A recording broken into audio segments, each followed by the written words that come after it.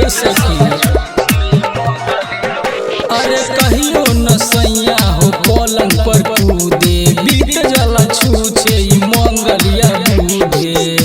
जाता भइल बा दहिया चीनी के बोरा, जाता भइल बा दहिया चीनी के बोरा।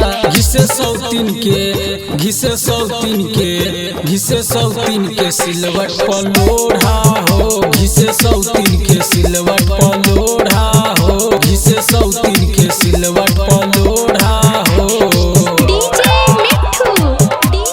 मिठू राजा पटसोनी।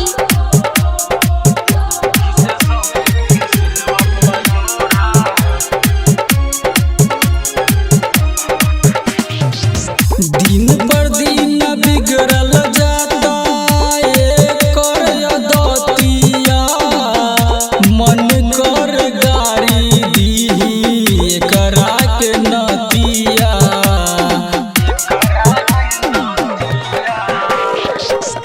दिन पर दिन बिगड़ल जाता एकर अदतिया, मन कर गारी दीही एकरा के नतिया। डाले न सुइया में डोरा हो, डाले न सुइया में डोरा हो। घिसे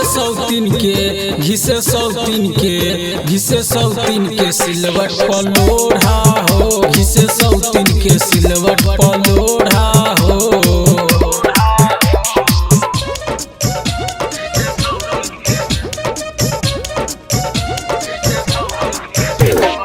डीजे मिठू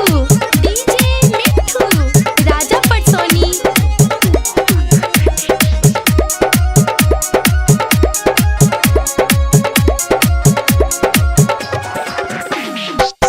झूलन झमेला तनी ओके समझाई,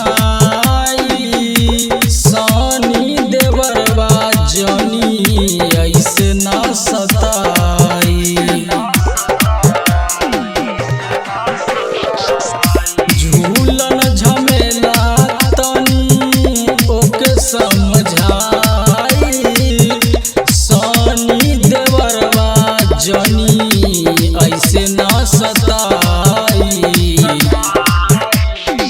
दाल भात खात बानी कटोरा हो, दाल भात खातानी कटोरा हो। घिसे